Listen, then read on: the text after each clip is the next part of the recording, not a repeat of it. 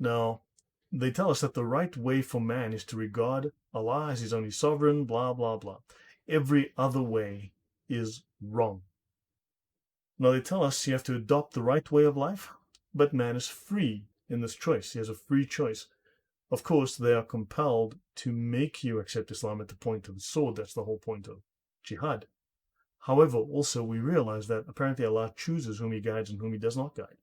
So Allah chooses in advance, before you were born, that you're going to hell because you won't be a Muslim. There is no choice. Allah has decided that for you. This doesn't make sense. Now, you are free to do so, except you're not free to do so, and Muslims must compel you to do so if Allah hasn't already decided that you are not going to be one, in which case Muslims have to punish you. Islam is right, others are wrong. So they speak of Allah made Adam and Eve, and they began their life in the broad daylight of divine guidance. This would mean Islam.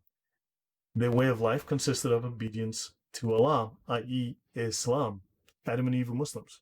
Abraham, Noah, Jacob, Moses, Muslims. They taught their children to live in obedience to him, to live as Muslims. Men gradually deviated from their true way of life and began to follow various erroneous ways. They associated with Allah a number of beings, human and non-human, real as well as imaginary, and adored them as deities. They speak of fanciful ideas, superstitions, and philosophical concepts, thereby giving birth to innumerable religions. So Islam was the very first religion, the religion of God, Allah in this case, and all other religions are deviations from that, from the primal religion, the first religion. They made their own laws in accordance with their base desires and prejudices.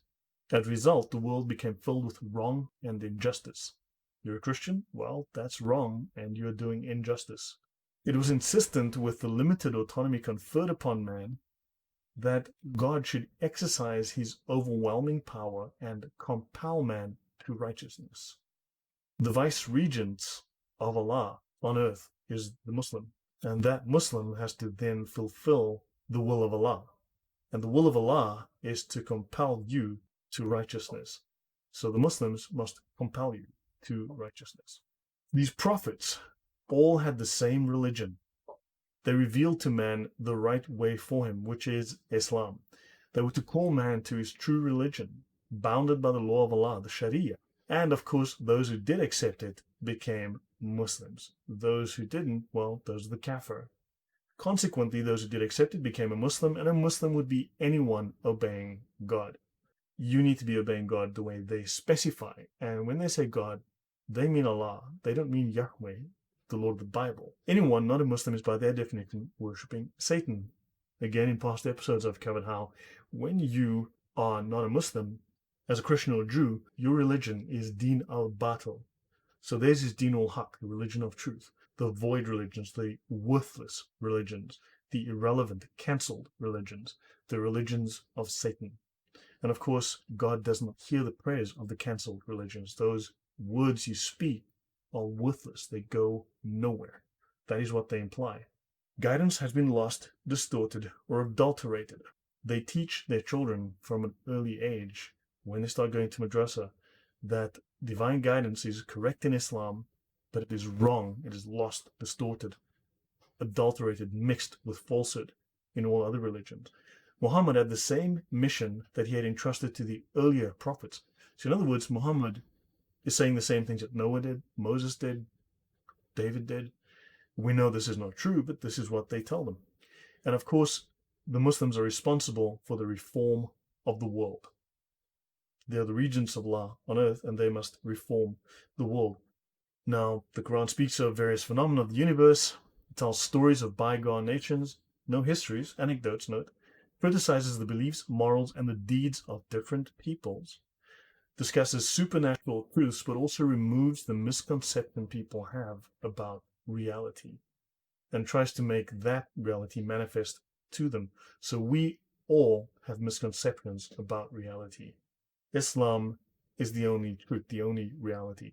This is what they hammer home from the age of 4 into the heads of Muslim children.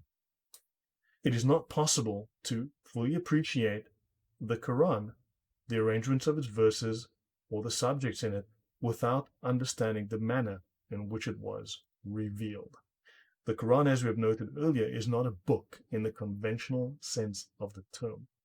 So instead of going, this thing is a chaotic, disorganized, incoherent mess, they're saying it meets none of the criteria, none of the standards that make this thing a coherent, logical book, worthy of the name book. So that must be a virtue. This is an inversion, it is a twisting of what we consider normal. Anyway, thank you for your time, and I'll catch you on the next one. Cheers.